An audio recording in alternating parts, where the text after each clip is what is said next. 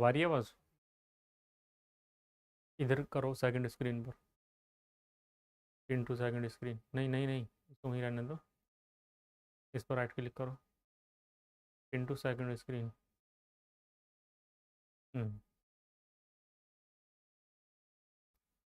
अस्सलाम वालेकुम वरहमतुल्लाहि वबरकातुह। उम्मीद है कि आप सभी खैरियत से होंगे। आज के हम इस हिस्ट्री की क्लास में जो हमारे लेसन बचे थे मॉड्यूल 6A के, वो हम लेसन कंप्लीट करने वाले हैं।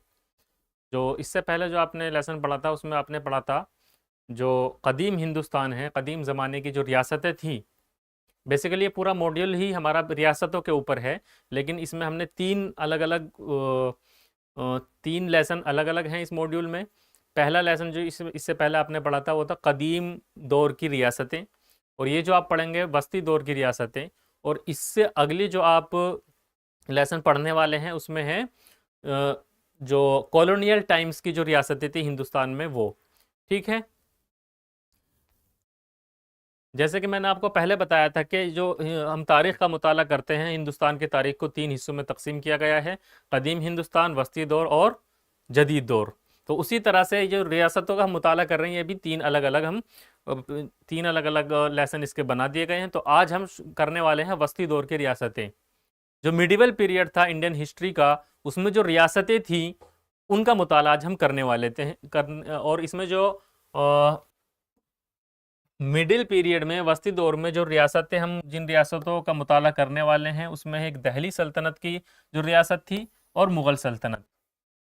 ठीक है, एक तरह से ये जो आपके जो लेसन है ना, इससे पहला लेसन था और इसके बाद वाला जो ये जो 3 लेसन होंगे, ये आप इस तरह से समझ लीजिए आप रिवाइज कर रहे हैं, क्योंकि इससे मुताल्लिक आप पहले पढ़ चुके हैं। शुरू के जो हमारे असबाक थे उनमें ये पूरा पढ़ चुके हैं। एक तरह से आपका ये रिवाइज हो रहा है। ठीक है, तो आपको मालूम होगा कि हिंदुस्तान में किस तरह से तुर्क आते हैं हिंदुस्तान में, और यहाँ दिल्ली सल्तनत किस तरह से कायम होती है। पढ़ा था आपने? पढ़ा था। जो पहले जो यहाँ दिल्ली सल्तनत के पहले सुल्तान बनते हैं, कुतुबुद्दीन ऐबक, ममलूक सल्तनत शुरू होती है। ठीक है, उसके बाद दूसरे ख़ानदान आते हैं। याद है आपको? चलिए एक बार रिवाइज कर लेते हैं इसी को। यही सब इसमें दिया गया है इस लेसन में। इससे पहले जो लेसन हमने कंप्लीट किया था उसमें लास्ट में जो हमने पढ़ा था गुप्ता सल्तनत के बारे में पढ़ा था। जो गुप्ता दौर था उसमें आपने देखा था, जिसको गोल्डन पीरियड भी कहा जाता था। इसके बाद क्या हुआ, हिंदुस्तान में मरकजियत खत्म हो गई। गुप्ता अहद के बाद मरकजियत खत्म हो गई और मुख्तलिफ इलाकाई रियासतें उभरी। छोटी छोटी जो रियासतें थी वो उन्होंने अपनी रियासत बना ली कि अब यहाँ के हाकिम हम हैं। इसके बाद क्या होता है, शुमाली हिंदुस्तान में राजपूत छोटे हुक्मरान नुमदार हुए जो अपनी सल्तनतें कायम करने की ख्वाहिश रखते थे। छोटे छोटे हुक्मरान। शुमाल मगरबी सिंध से तुर्कों की आमद ने एक नए वसी और अहद वस्ता की रियासत के अमल को जन्म दिया। जब शुमाल मगरबी सिंध से तुर्क हिंदुस्तान में आते हैं तो यहाँ एक नया दौर शुरू होता है, एक नया कल्चर वो अपने साथ लेकर आते हैं। ठीक है, जो अरब कल्चर था, तुर्क कल्चर था, वो हिंदुस्तान में आता है। ये देखिए दिल्ली सल्तनत का आगाज किस तरह से होता है। दिल्ली सल्तनत का आगाज मोहम्मद गौरी की फतूहात से हुआ। मोहम्मद गौरी के बारे में आपने पूरा डिटेल से पढ़ा था पिछले लेसन में। इन्होंने 1192 ईस्वी में राजपूत बादशाह पृथ्वीराज चौहान को शिकस्त दी। जो आपने पढ़ा था और जिसमें मोहम्मद गौरी के हमलों के बारे में बताया गया था। और अगर उसमें एक सवाल आता है कि जो आखिरी हिंदू बादशाह थे जिनको हराया था मोहम्मद गौरी ने, वो कौन थे? वो थे पृथ्वीराज चौहान।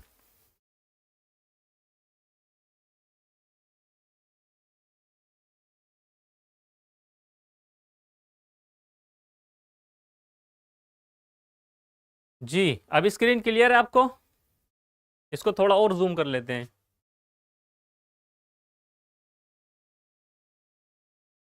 ठीक है, माउस दे दी मुझे वाला माउस।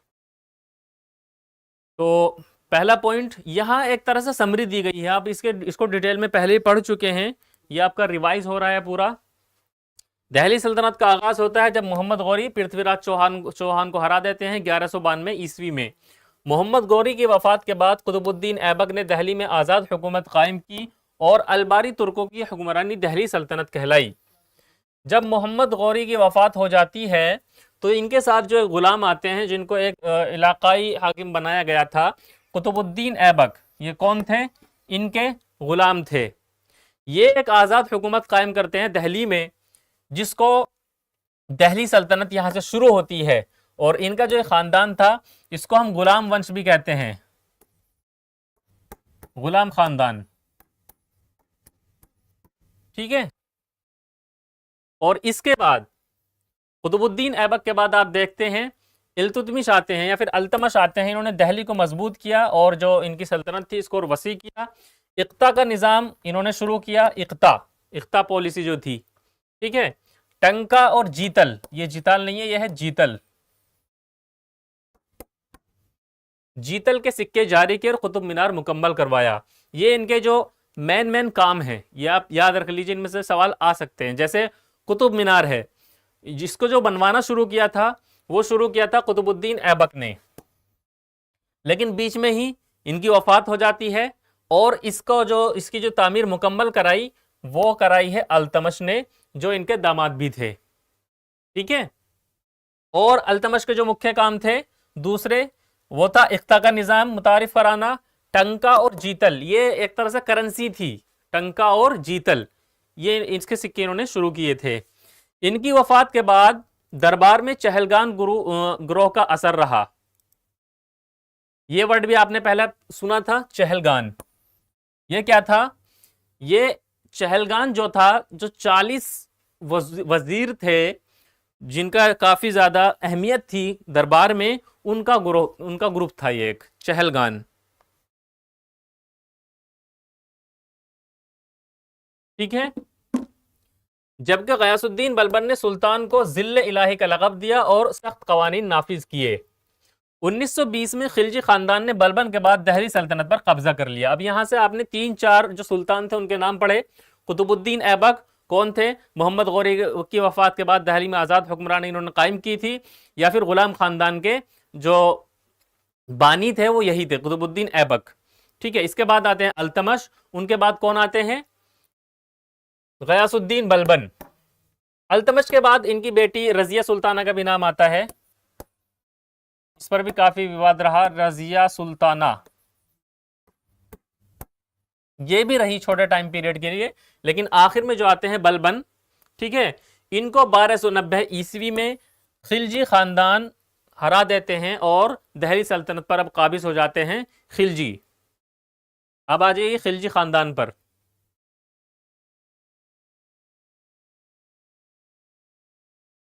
खिलजी खानदान में जो बानी थे वो थे जलालुद्दीन खिलजी। 1290 से 1296 तक सुल्तान रहे ये जलालुद्दीन खिलजी। ठीक है। इनकी खसूसियात पढ़ लेते हैं। खिलजियों को पुरानी अशरफिया की जानिब से खालिस तुर्क नस्ल नहीं समझा जाता था, मगर उनकी ताकत में इजाफा हुआ क्योंकि कुछ मुसलमान हिंदुओं की मदद से अपने असर और रसूख में इजाफा चाहते थे। जो कुछ मुसलमान थे उन्होंने हिंदुओं की मदद ली और अपना असर बढ़ाया दरबार में। ठीक है।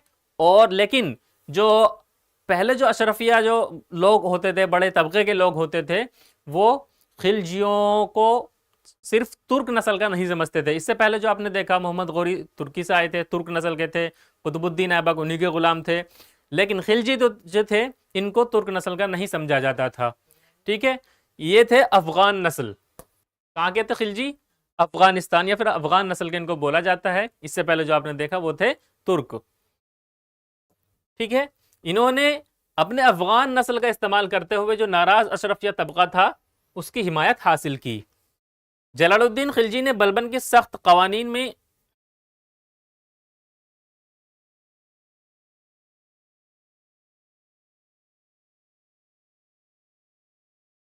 जी नरमी पैदा करने की कोशिश की और पहली बार कहा कि रियासत को अवाम की मर्जी पर कायम होना चाहिए। आपने लास्ट में पढ़ा था कि बलबन ने कुछ कड़े सख्त कानून बना दिए थे, लेकिन जलालुद्दीन खिलजी ने उनमें नरमी की और कहा कि रियासत को अवाम की मर्जी पर चलना चाहिए। 1296 में जलालुद्दीन को उसके चचाजाद भाई अलाउद्दीन खिलजी ने कत्ल कर दिया।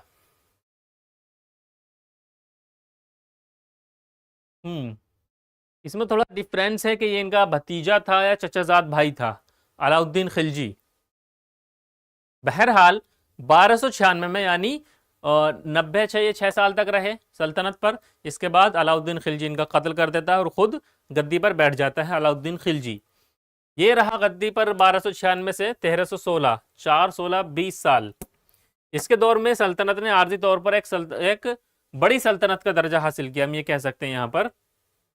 अलाउद्दीन खिलजी इसने दौलत के हसूल के लिए कामयाब फौजी हमले किए। मसलन 1292 में भलसा पर हमला किया, 1296 में देवगिरी, यह है देवगिरी जो साउथ में आपके पड़ता है, साउथ इंडिया में, वहां पर हमला किया। ज़राअत पर टैक्स लगाए। और इनकी एक और चीज थी जो इंपॉर्टेंट आपने पढ़ी थी पिछले लेसन्स में, दिल्ली सल्तनत जब आपका चल रहा था, अलाउद्दीन खिलजी की मार्केट पॉलिसी, जो इन्होंने बाजार कायम किए थे दिल्ली के अंदर, वो जरूर देख लीजिएगा एक बार, ठीक है।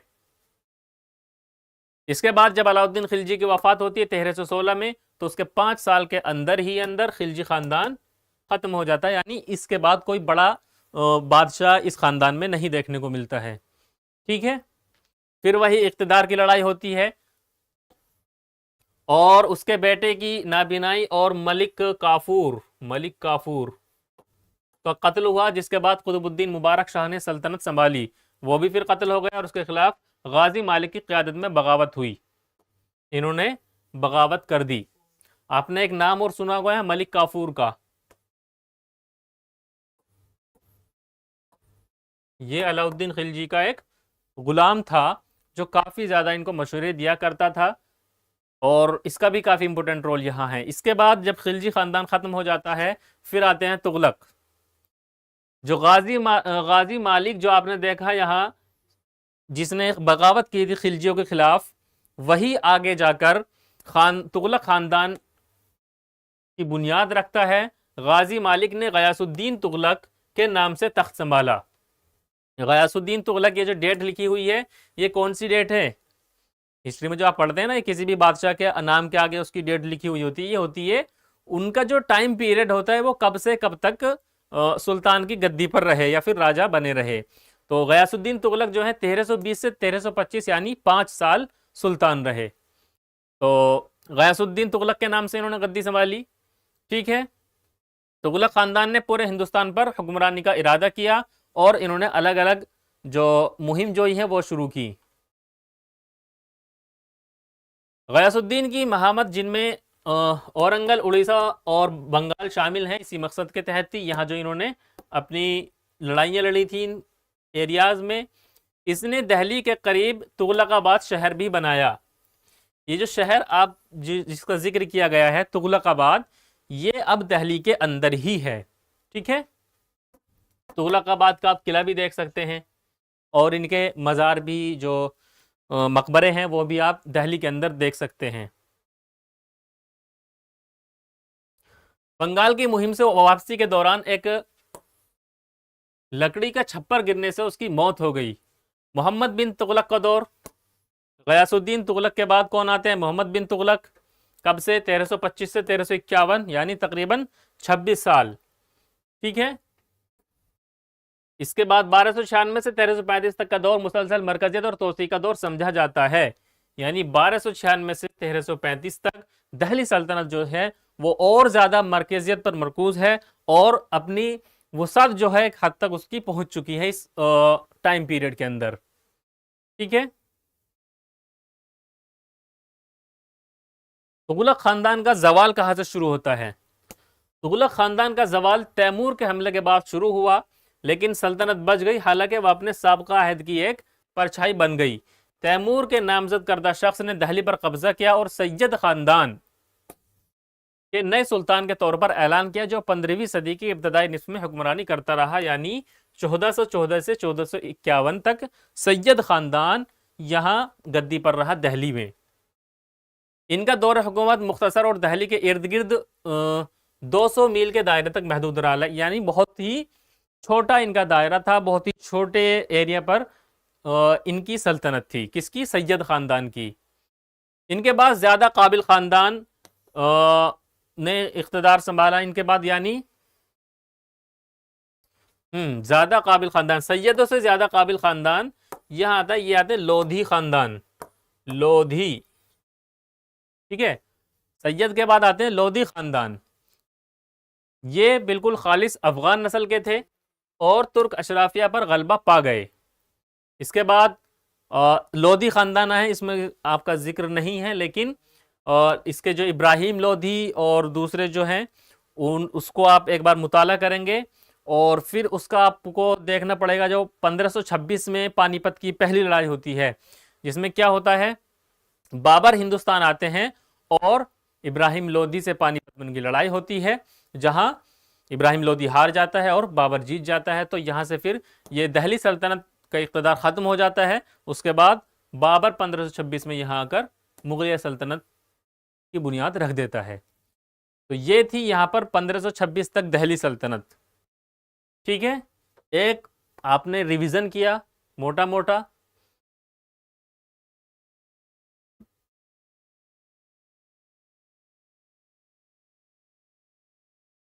1192 या फिर 1200 से आप देख सकते हैं। ठीक है, 1526 तक। इसके बाद आता है मुगलिया सल्तनत। 1526 में बाबर ने वस्ती एशिया से आकर हिंदुस्तान में मुगलिया खानदान कायम की। ठीक है, वो याद होगा आपको, पानीपत की लड़ाई।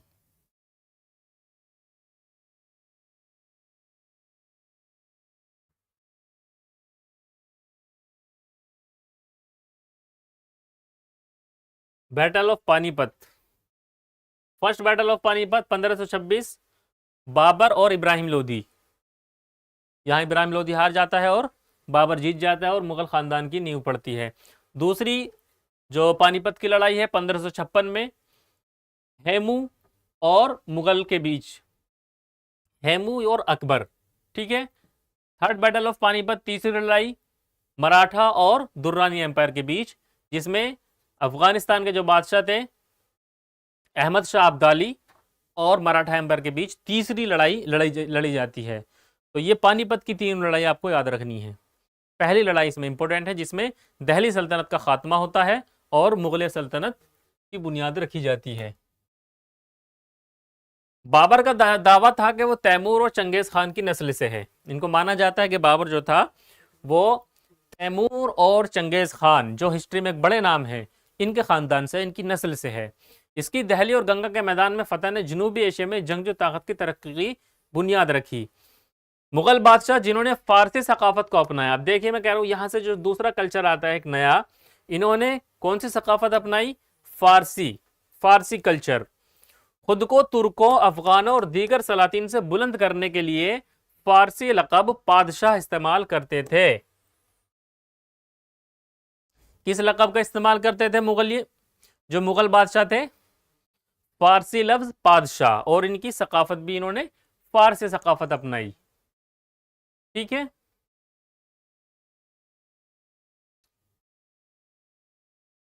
चलिए।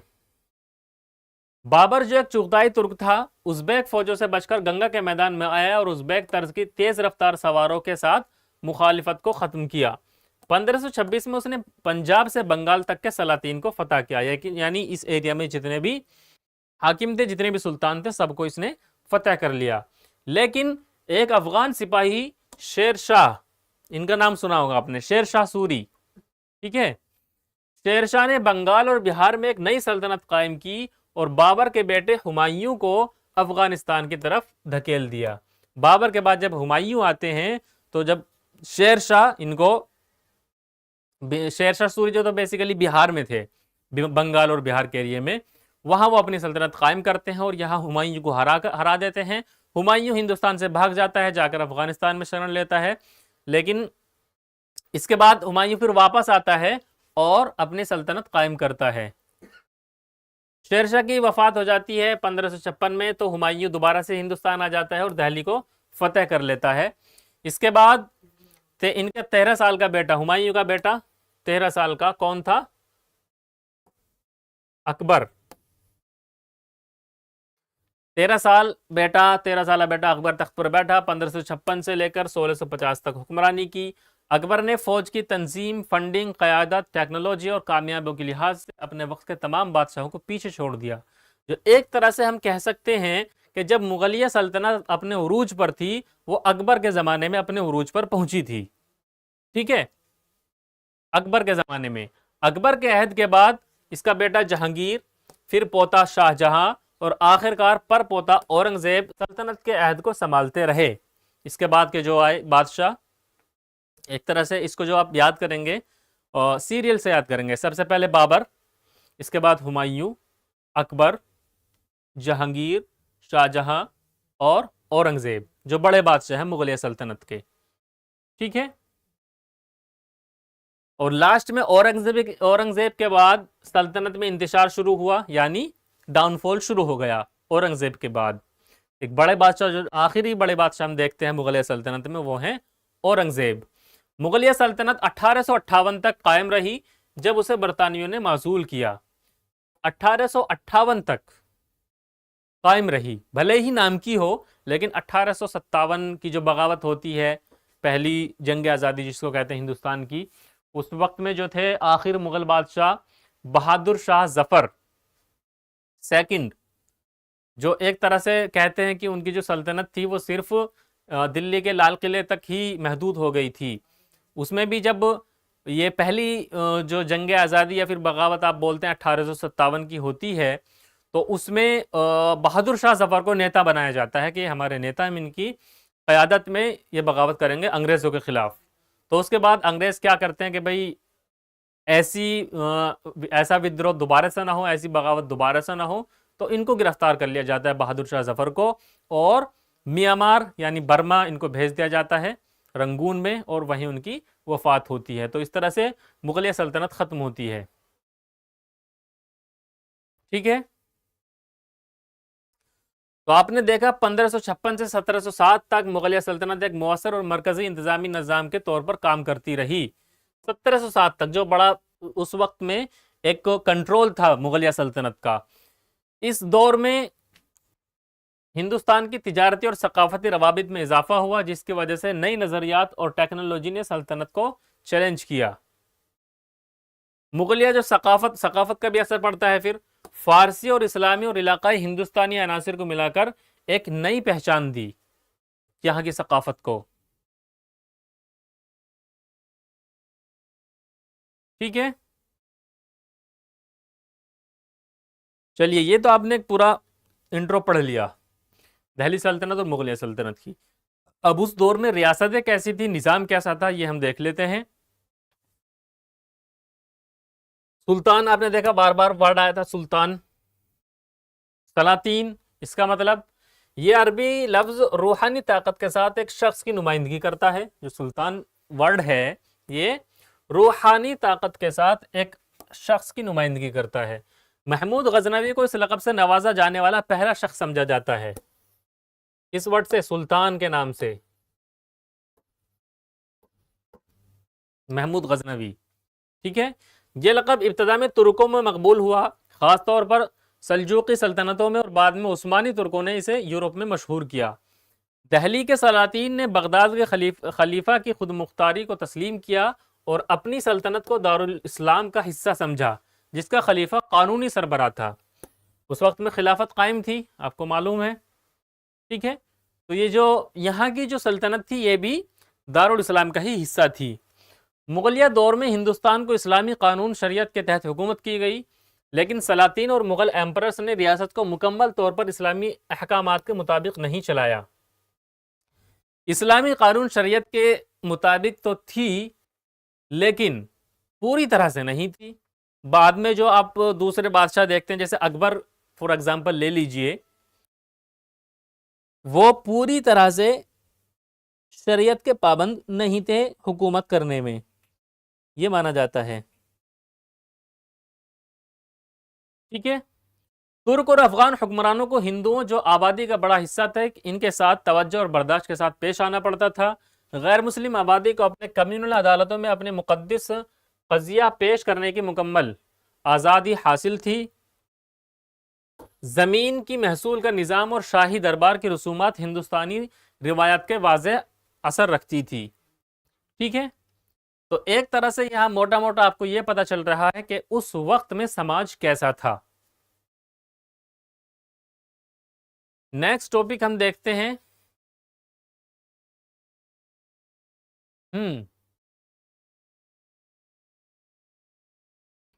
बीच में जो आपने पढ़ा शेरशाह सूरी के बारे में, इन्होंने एक अलग लक़ब इख्तियार किया।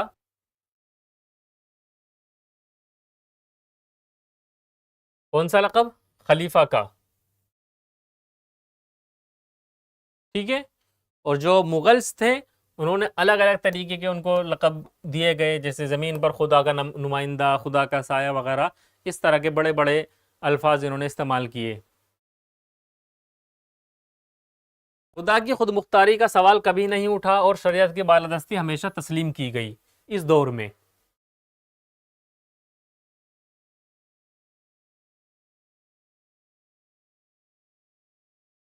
हाँ, एक फ़र्क और देखिए आप, दहली की सल्तनत ने इस्लामी होने का दावा किया, जो दहली सल्तनत थी, लेकिन उसकी नोयत अस्करी और अशरफी थी,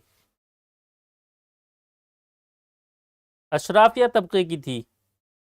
लेकिन मुगलिया सल्तनत की बुनियाद मुख्तलिफ उसूलों पर थी, ख़ास तौर पर अकबर की हुकूमत में रवादारी और मेहरबानी, इसको काफ़ी हाईलाइट किया गया है।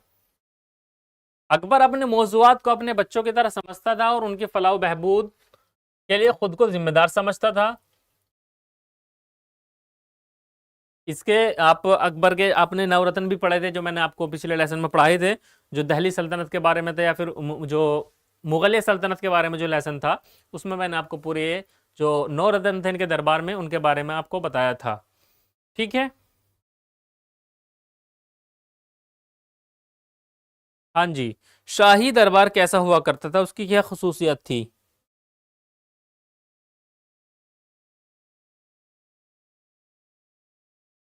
दरबार रोजाना सुल्तान की अवामी शख्सियत का मजहर होता है, जहां वो मेहमानों, एलचियों और टैक्स देने वालों का इस्तकबाल करता था। दरबार की रिवायत वक्त के साथ तरक्की करती रही। इब्तदाई तौर पर ये एक बादशाही खैमे में होता था, बाद में ये तामीराती अजमत इख्तियार कर लिया। मुगल दौर के किलों जैसे फतेहपुर सीकरी, आगरा और दहली में दरबार के हॉल ताकत के मुजाहरे के बड़े मनाजिर बनते हैं। आप देखिए अभी भी दहली के लाल किले में आकर जो दीवान आम और दीवान खास अलग अलग तरीके के बने हुए हैं, वहाँ से आपको अंदाज़ा हो सकता है कि किस तरह से उस दौर में ये दरबार लगा करते थे। एक बड़ा सिंहासन बीच में आपको कम से कम 8 फुट ऊपर एक तख्त मिलेगा, जहाँ सुल्तान या बादशाह बैठा करता था। और फिर एक जगह एक साइड में उसके जो दरबारी थे और जो सलाहकार थे वो बैठा करते थे, और जो जनता आती थी अपने सवाल लेकर या कोई मेहमान आता था उनके लिए अलग रास्ते थे, अलग जगह थी। ठीक है। तो इस तरह के बहुत बड़े बड़े दरबार लगा करते थे। दरबार में हिंदू और मुस्लिम रिवायत का मिलाप यहाँ आपको नजर आता है। उस टाइम की आप पेंटिंग्स उठाकर देखेंगे तो उसमें भी इसके मंजर आपको दिखाई देंगे।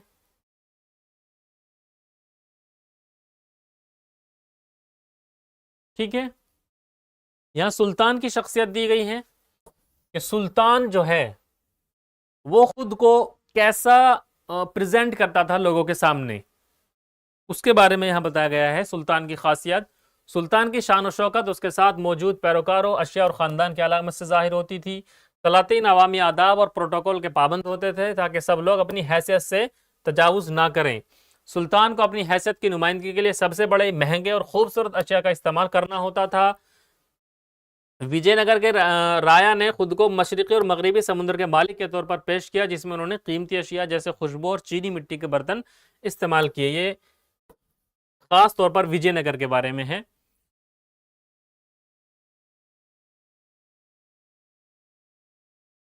तो एक तरह से सुल्तान को ऐसे पेश किया जाता था कि ताकि दूर से ही देख के लगे कि हाँ ये सुल्तान है।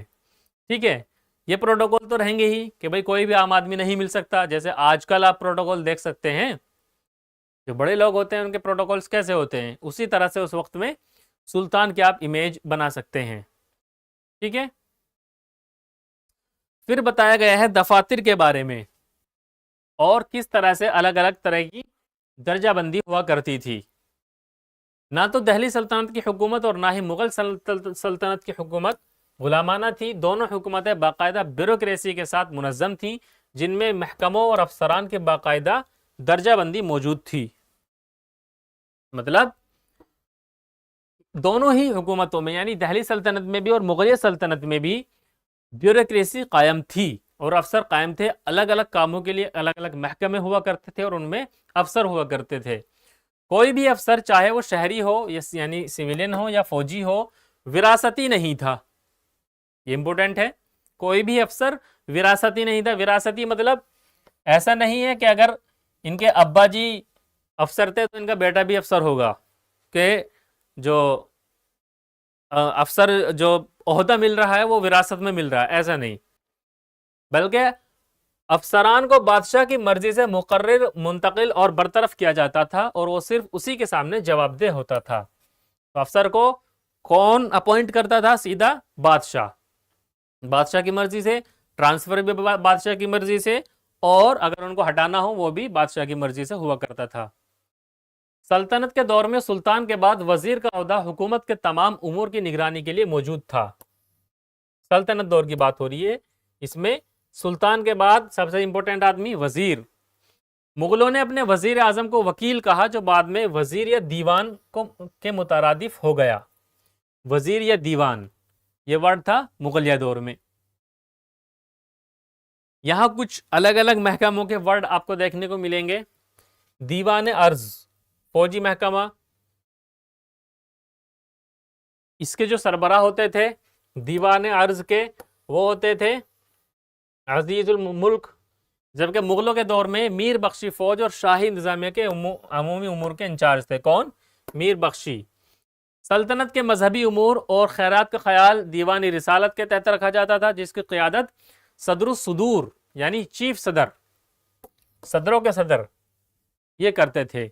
जहां तक अफसरान की बात है, मुगलों ने इसी उन्वान को जारी रखा। मुगलों ने बहुत सारी चीजें जो हैं, जो दिल्ली सल्तनत में चली आ रही थी, वही अपनाई। ठीक है, अपना कोई नई चीज यहाँ बहुत सारी इन्हीं की अपनाई हुई हैं। जैसे यहाँ इन्होंने ये उन्वान रखा, दीवान रिसालत, मजहबी उमूर की देखभाल के लिए, जिसके जो सरबराह थे वो थे सदरुस सुदूर। जो चीफ जस्टिस थे काजी, ठीक है, इनको सदर के साथ मिला दिया। सल्तनत में कुछ अहम दफातर और महकमे इनके नाम दिए गए हैं: मुशरिफुल मुल्क, अकाउंटेंट जनरल, मुशाफिर मुल्क, दीवान इंशा। दीवान इंशा के जो सरबराह हैं दबीर खास, दबीर वर्ड है दबीर, और बरीद मुल्क, इंटेलिजेंस यानी जो सिक्योरिटी पर नजर रखते हैं, ये उसका महकमा था।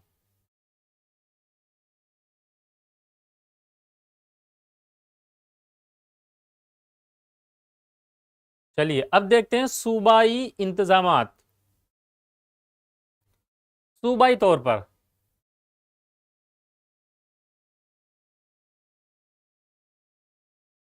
सूबों में काजी और सदर की अदालतें काम करती थी, अगर हम इंसाफ के तौर पर देखें। ठीक है, और मुगलिया सल्तनत जो थी उसमें 15 सूबों में उसको तकसीम किया गया था। यहाँ नाम दिए गए हैं: इलाहाबाद, आगरा, अवध, अजमेर, अहमदाबाद, बिहार, बंगाल, दिल्ली, काबुल, लाहौर, मुल्तान, मलिका, बुंदेश, पेरा और अहमदनगर। ये थे मुगल सल्तनत के 15 सूबे। कश्मीर और कंधार काबुल के सूबे के अजला थे। कश्मीर और कंधार जो था ये इलाका किसके अंदर शामिल था? काबुल के अंदर। जबकि सिंध जो था ये मुल्तान के सूबे का एक जिला था। उड़ीसा बंगाल का हिस्सा था। ये तो अंग्रेजों के टाइम तक भी आप देखेंगे जो उड़ीसा और बिहार का इलाका है वो सब बंगाल के अंदर लगा करता था। हर सूबे में एक गवर्नर, एक दीवान, एक बख्शी, एक सदर और एक काजी और एक एजेंट होते थे, जो मरकजी हुकूमत को मालूमात फराहम करते थे। यानी ये सब जो अफसर हैं ये सब मरकजी हुकूमत की तरफ से होते थे। मरकजी हुकूमत को जो भी मालूमात लेनी होती थी वो इनके थ्रू लिया करते थे। मुख्तलिफ अफसरान के दरमियान इख्तियारात की अलायदगी सल्तनती इंतज़ामिया में एक अहम अमली उसूल था। यानी किसका क्या काम है और क्या इख्तियार है, ये कौन डिसाइड करता था? सल्तनत डिसाइड करती थी या फिर बादशाह डिसाइड करता था। ठीक है। मुगल सूबे भी इजला में तकसीम किए गए थे। हर जिले में एक फौजदार यानी फौजी अफसर जिसके फराइज तकरीबन जो टैक्स वगैरह है वो इकट्ठा करना, एक काजी, एक हेड क्लर्क या बख्शी, और एक खजानादार यानी खजाने का अफसर हुआ करता था। जिले को उस दौर में सरकार भी कहा करते थे।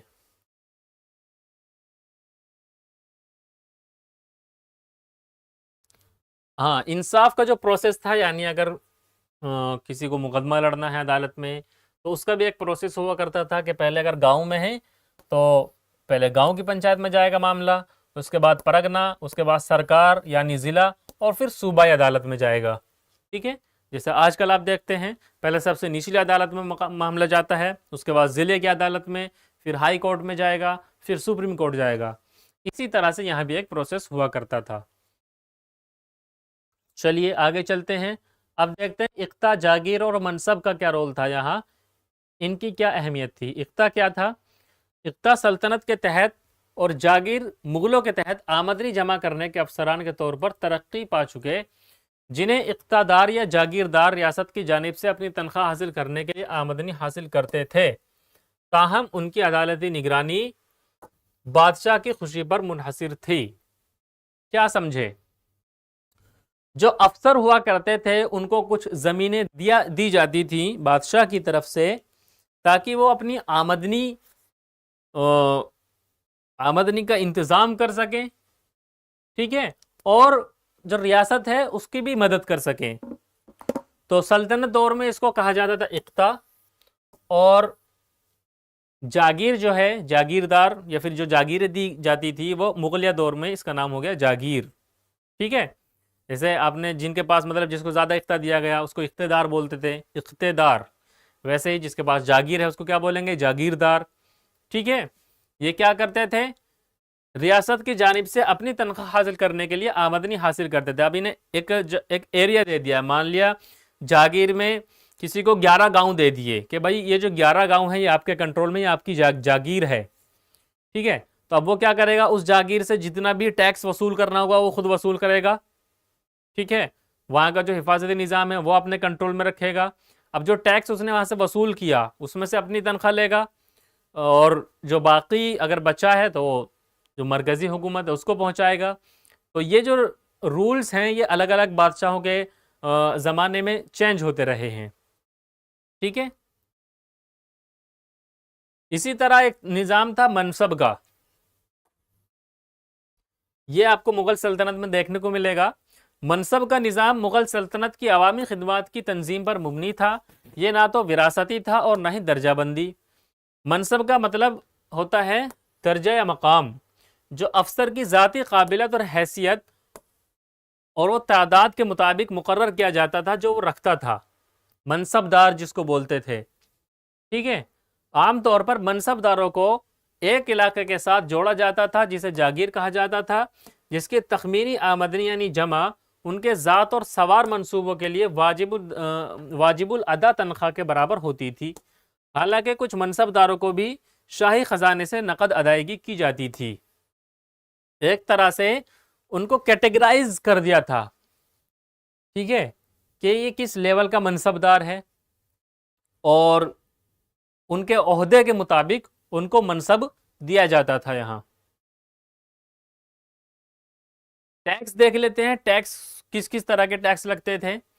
सल्तनत का टैक्स निज़ाम खिराज, जजिया, ज़कात और गनीमत जैसी इक़साम पर मुश्तमिल था, यानी इन नामों के टैक्स वसूल किए जाते थे। और चौधरी, मुकादिम और खुवत, ये कौन लोग थे? जो गांवों से टैक्स वसूल किया करते थे, रेवेन्यू जो जमा करते थे। खालिसा ज़मीन का रेवेन्यू सिर्फ सुल्तान के ख़जाने के लिए मखसूस था। कुछ ज़मीन उन्होंने कैटेगराइज कर दी जिनका टैक्स सिर्फ सुल्तान ले सकता था। मुग़लों ने ज़रिए आमदनी के निज़ाम को बेहतर बनाया, ख़ासतौर पर ज़रिए पैमाइश और आईने दिसला। एक मिनट।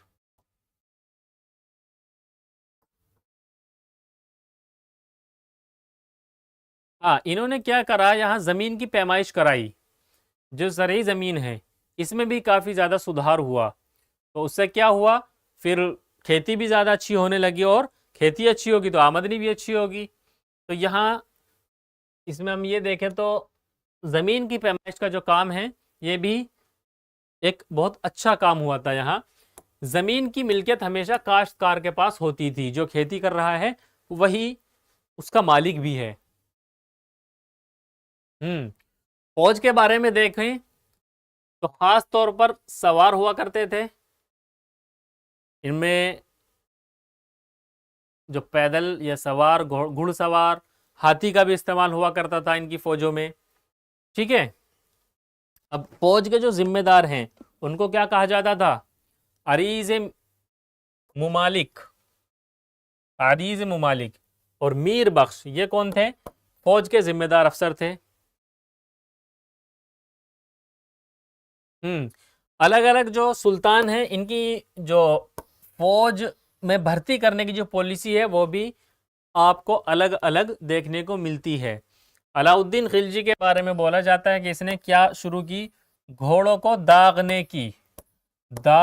का निज़ाम शुरू किया। ठीक है, बाकायदा घोड़ों की जांच की जाती थी, कौन घोड़ा किस कैटेगरी का है, किस लेवल का है, उससे दाग कर उनको उनकी पहचान बाकायदा बनाई जाती थी। ठीक है, मुगल फौज मनसब के निज़ाम की बुनियाद पर मुनज़्ज़म थी, और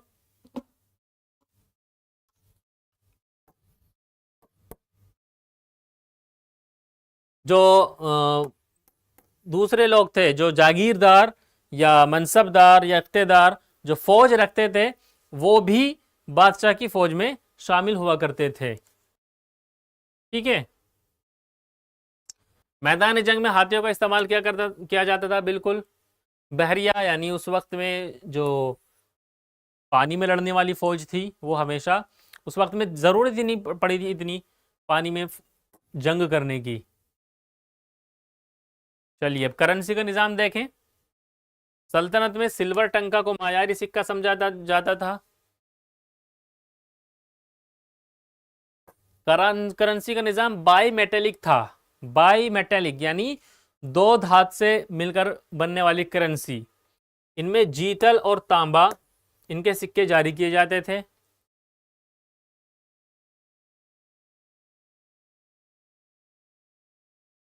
लोधी दौर में सोने के सिक्के भी जारी किए गए, जिनमें 145 ग्रेन्स का बहलोली सिक्का शामिल था, जो बहलोल लोधी के दौर में था। शेरशाह सूरी ने एक बाई मेटेलिक निज़ाम कायम किया, जिसमें सोने का रुपया और टंका सिर्फ तांबे का सिक्का था। जो सोने का सिक्का हुआ करता था उसको बोला जाता था शेरशाह सूरी के ज़माने में रुपया, और जो तांबे का सिक्का था उसको बोला जाता था टंका। तो आप अब बांग्लादेश की करेंसी बताइए और इंडिया की करेंसी बताइए। बांग्लादेश में है टका, जो आपके टंका से मिलता जुलता है, क्योंकि उस एरिया में भी हुकूमत थी शेरशाह सूरी की, बिहार और बंगाल के एरिया में। और हिंदुस्तान में रुपया चलता ही है। मुगलों ने इसी निज़ाम को जारी रखा। इनका रुपया 178 दाने यानी ग्रेन्स, अलहदा तौर पर औरंगजेब के दौर में ये कुछ मतलब थोड़ा बहुत वजन ऊपर नीचे होता रहा अलग अलग ज़मानों में, यानी 180 ग्रेन्स के करीब था। तांबे के सिक्कों में दाम भी जारी किए गए, जिनका वजन 323 ग्रेन्स था, जो शेरशाह का आधा टंका था। जो शेरशाह ने टंका चलाया था उसका आधी वैल्यू होती थी दाम की। अकबर के आखिरी सालों में एक रुपया 40 दाम में फरोख्त होता था। एक रुपये की कीमत 40 दाम हुआ करती थी, जो बाद में रुपए की कागजी कीमत बन गई। ठीक है, तो ये दो तीन बातें आपको इसमें याद रखनी है। यहाँ आपका ये लेसन कंप्लीट होता है। वैसे अगली सारा रिवीजन था, ये सब आप पढ़ चुके हैं। ठीक है, और लास्ट लेसन जो है इसमें वो था नौ आबादियती रियासत के बारे में, जो आपका लास्ट लेसन है। जो कॉलोनियल रियासतें हैं, कॉलोनियल स्टेट्स, उसके बारे में है आपका लास्ट लेसन।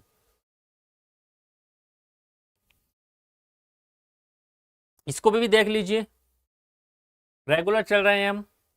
मुगल सल्तनत आपने देखी 1857-58 तक, 18वीं सदी की पहली निस्फ में जवाल हुआ। इसके बाद मुख्तलिफ इलाके जैसे बंगाल, हैदराबाद, अवध, पंजाब और मराठा, ये अलग अलग ताकतें यानी इन्होंने सिर उठाया और अपनी अपनी आज़ादी मांगी। ठीक है, कि हम अपने खुद के हाकिम हैं। ये रियासतें सियासी इस्तेहकाम देने में कामयाब नहीं हो सकी, स्टेबलाइजेशन नहीं आई यहाँ पर। यानी एक जो पावरफुल राजा होता है, बादशाह होता है, जो पूरे सल्तनत को कंट्रोल कर सके, उस तरह का कोई बादशाह देखने को नहीं मिला इस पूरे इलाके में। तो इसका फ़ायदा उठाया ईस्ट इंडिया कंपनी, हिंदुस्तान में अपनी हुकूमत कायम करने का मौका उसे यहाँ से मिला। इतना क्लियर है? ये भी पढ़ा था आपने पूरा ईस्ट इंडिया कंपनी के बारे में, कैसे हिंदुस्तान आती है। प्लासी की जंग होती है बंगाल में, ठीक है, और प्लासी की जंग के बाद एक तरह से ईस्ट इंडिया कंपनी के लिए दरवाजे खुल जाते हैं यहाँ अपनी हुकूमत बनाने के लिए। बरतानवी फतह से पहले लोगों और हुकूमत के दरमियान ताल्लुकात मुकम्मल तौर पर मजहब पर मुबनी नहीं थे। इक़्तिसादी और समाजी ताल्लुकात का एक जाल मौजूद था। नौ आबादियाती रियासत का मतलब किसी गैर मुल्की हुकूमत का मुल्क की खुद मुख्तारी पर दावा। नौ आबादियाती रियासत का मतलब समझ रहे हैं आप? कॉलोनियल स्टेट्स, यानी कोई दूसरा मुल्क किसी गैर मुल्क पर, किसी दूसरे मुल्क पर अपना कब्जा कर ले और वहाँ अपनी हुकूमत बना ले। किसी गैर मुल्की हुकूमत का मुल्क की खुद मुख्तारी पर दावा। गैर मुल्क यहाँ कौन था? इंग्लैंड, उसकी कंपनी थी ईस्ट इंडिया कंपनी। ठीक है, यहाँ हिंदुस्तान आ गए, यहाँ पर कब्जा कर लिया। अब यहाँ की खुद मुख्तारी पर ऐसा कब्जा किया कि यहाँ के लोग खुद ही अपने बारे में फैसले नहीं ले सकते थे। उनके बारे में फैसले कौन ले रहे हैं? ईस्ट इंडिया कंपनी वाले ले रहे थे। तो ये थी नौ आबादियाती रियासत। ठीक है,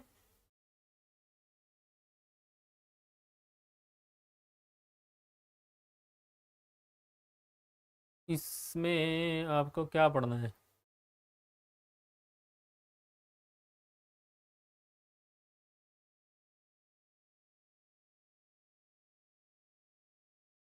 हाँ जी, 19वीं सदी में बरतानवियों ने यह नज़रिया पेश किया कि वह दुनिया की तरक्की में मददगार हैं। हिंदुस्तान में हुकूमत की बुनियादी नज़रियात उन्होंने पेश किए कि हिंदुस्तानी खुद हुकूमत नहीं कर सकते। देखो क्या रीज़न दिया, पहला कि हिंदुस्तानी खुद हुकूमत नहीं कर सकते, दूसरा बरतानिया का फ़र्ज़ है कि वो अच्छी हुकूमत फराहम करे। जिम्मेदारियां जो उस वक्त में पेश की, ज़राअत की महसूल की वसूली, कानूनी इंतज़ाम करना कि आप हमें टैक्स दो, हम आपको पूरी तरह से एक इंतज़ाम बना कर देंगे जिसके अंडर ये पूरी हुक्मरानी चलेगी। और इससे क्या मुफाद हासिल हुए? पूरी तिजारत पर इनका कंट्रोल हो गया, और तब जब तिजारत पर कंट्रोल हो गया तो जो माली वसाइल हैं, जितने भी रिसोर्सेज हैं, सब पर अंग्रेज़ों का कब्जा हो गया था। ठीक है,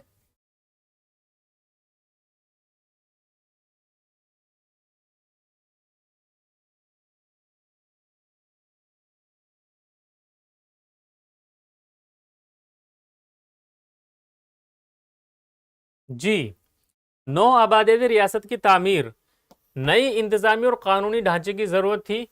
अब से पहले किस तरह के कानून और किस तरह का निज़ाम चल रहा था आपने देखा। ईस्ट इंडिया कंपनी से पहले, अंग्रेज़ों के आने से पहले किसका निज़ाम चल रहा था? मुगलिया सल्तनत का। वही कानून चल रहे थे। तो यहाँ अंग्रेज़ों ने बोला कि यहाँ एक नया इंतज़ाम और नए कानून लाने हैं, और उसकी दूसरी वजह भी थी कि मार्केट जो है उसको कंट्रोल करना है असल में, और उसी से रिलेटेड लेन देन के जो कानून हैं वो अंग्रेज़ों को यहाँ बनाने थे। बरतानवी से पहले कौन थे? यहाँ मुगल सल्तनत थी, इनकी खुद मुख्तारी थी। लेकिन और देखिए 1835 तक फारसी ज़बान सरकारी ज़बान रही है। फारसी ज़बान जितना भी सरकारी काम हुआ करता था 1835 तक, वो सब फारसी ज़बान में हुआ करता था, क्योंकि दरबारी ज़बान थी मुगलिया सल्तनत की, दरबारी ज़बान थी फारसी। इसके बाद 1835 के बाद धीरे धीरे जैसे जैसे अंग्रेज़ों का कंट्रोल बढ़ता गया, उन्होंने ज़बान और मजहब इसमें भी इंटरफेयर किया, और आज अब देख सकते हैं इसका असर आज तक हम देखते हैं हिंदुस्तान में। खुद मुख्तारी की अलामत की बरतानवी हुकूमत की जानिब से वापसी। 1858 में बादशाह बहादुर शाह जफर का मुकदमा। जब 1857 का विद्रोह होता है तो 1857 तक जो थी यहाँ हुकूमत कौन करती थी? डायरेक्ट इंग्लैंड या इंग्लैंड का राजा नहीं करता था, बल्कि एक कंपनी थी, ईस्ट इंडिया कंपनी, वो करती थी। 1857 में जो विद्रोह होता है उसके बाद क्या होता है, इंग्लैंड की जो महारानी होती है वो डायरेक्ट यहाँ की जो सरकार है उसको अपने हाथ में ले लेती है और अपना एक नुमाइंदा यहाँ मुकर्रर करती है, गवर्नर जनरल। ठीक है, जो यहाँ की जो सरकार है, जो देख रेख है, उसको कंट्रोल करता है, यहाँ इंतज़ाम को अपने कंट्रोल में लेता है। तो हम कह सकते हैं कि जो ब्रिटानिया यानी ब्रिटिश गवर्नमेंट का जो कंट्रोल रहा वो 1857 के बाद। ठीक है, 9 आबादियाती रियासत की सकाफती तश्कीलें, मुकामी अफसरान, नई अदालतें, बड़ी नौ आबादियत यादगार बनी। ये हम एक तरह से सकाफती तश्कील बोल सकते हैं। बहुत सारी चीज़ें बनाई भी इन्होंने यहाँ, जैसे आप एक कोलकाता में एक मदरसा देख लीजिए, और फिर जब ये दिल्ली को अपनी यहाँ वो बनाते हैं, अंग्रेज़ अपनी राजधानी कैपिटल ट्रांसफ़र करते हैं दिल्ली में, तो नई दिल्ली के नाम से पूरा एक शहर बसता है।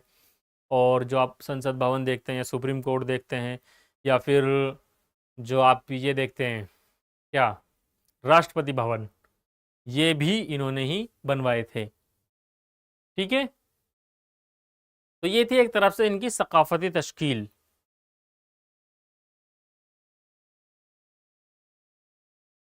हम्म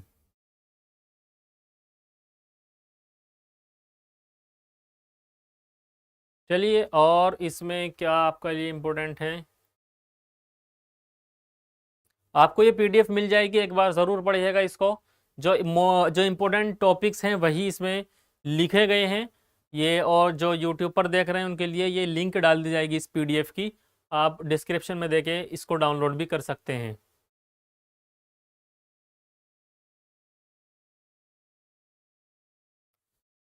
जो 9 आबादियाती रियासत थी उसमें कुछ समाजी तब्दीलियां भी हमें देखने को मिलती हैं। वो क्या क्या हैं वो आप ऑलरेडी ये सब चीज़ें पढ़ चुके हैं डिटेल्स में। यहाँ तो एक तरह से आपका, मैं फिर बोल रहा हूँ, ये आपका रिवीजन हो रहा है। आपने देखा बरतानवियों ने भारतीय मुआशरती इदारों को तब्दील करने की कोशिश की। उन्होंने बच्चों के कत्ल, बेवा, सती, गुलामी का खात्मा किया। यह होगा बच्चों की शादी, यानी कम उम्र में शादी, सती प्रथा, गुलामी वगैरह, और इन सब पर बाकायदा इन पर कानून भी बनाए, इनको ख़त्म करने की कोशिश की। नए कवानीन ने बराबरी के तस्वुरात को फ़रोग भी दिया। 1857 के बाद बरतानवी पॉलिसी ज़्यादा कदामत पसंद हो गई, जैसे मैंने आपको बताया, क्योंकि 1857 के बाद जो कंट्रोल था वो ब्रिटिश संसद जो थी, पार्लियामेंट, उसके हाथ में चला गया था, और वहीं से कानून पास होते थे कि जो इंडियन गवर्नमेंट है उसके बारे में क्या करना है, तो वो ब्रिटिश संसद के अंदर कानून पास होते थे। तालीम के मैदान में देखें तो बरतानवी तालीमी निज़ाम ने मकामी सकाफत से दूर करने के लिए अंग्रेज़ी तालीम को तरजीह दी, ताकि हिंदुस्तानी लोग खुद ही अपनी सकाफत से दूर हो जाएं। ठीक है, कॉलेजों में 2 साल बीए कोर्स पेश किया गया, लेकिन ज़्यादातर रिवायती तालीमी निज़ाम पर ही इन्हिसार किया गया। आला तालीम का ज़रिया सिर्फ अंग्रेज़ी में था और उसके लिए तकनीकी तरबियत कम फ्राहम की गई।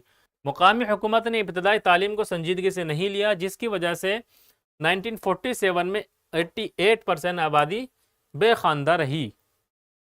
यानी जो इब्तदाई तालीम है, जो शुरुआती तालीम है, उस पर ध्यान नहीं दिया गया, और ज़्यादातर तालीम और आला तालीम तो बिल्कुल, जो आला तालीम किसी भी तरह की आला तालीम हो वो सिर्फ इंग्लिश में ही मैसर थी।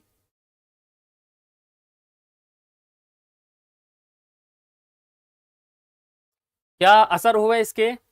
बरतानवी हुकूमत ने माशरती इदारों में बड़ी तब्दीलियाँ की, माशरती तौर पर बहुत तब्दीलियाँ देखने को मिली। सरमायादारी की आमद से तरक्की और मीशत में इजाफा हुआ। नौ आबादियाती हुक्मरानी का असर आम लोगों की ज़िंदगी पर कम था, यानी आम लोगों की ज़िंदगी पर था लेकिन उस लेवल का नहीं था। जिस लेवल का हम देखते हैं बड़े लोगों पर, लेकिन आम लोगों पर भी बहुत ज़्यादा था। ठीक है, तो ये देखिए आप देख चुके हैं एंशेंट इंडिया की जो स्टेट्स थी उसके बारे में, वहाँ का कैसा निज़ाम था। और इसके बाद आपने वस्ती दौर में देखा, और फिर जदीद दौर में यानी नौ आबादियाती दौर की रियासतों के बारे में आपने पढ़ा।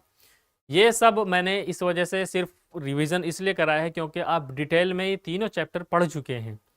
ठीक है, जो शुरुआती चैप्टर आप पढ़ेंगे उसमें पूरी डिटेल में आपने ये चीज़ें पढ़ी हैं। आज ये पूरा आपका रिवीजन हो चुका है और आपका सिलेबस यहाँ कंप्लीट हो चुका है। तो हम एक क्लास और करेंगे जिसमें हम जो आपका क्वेश्चन पेपर है उसको एनालाइज करेंगे।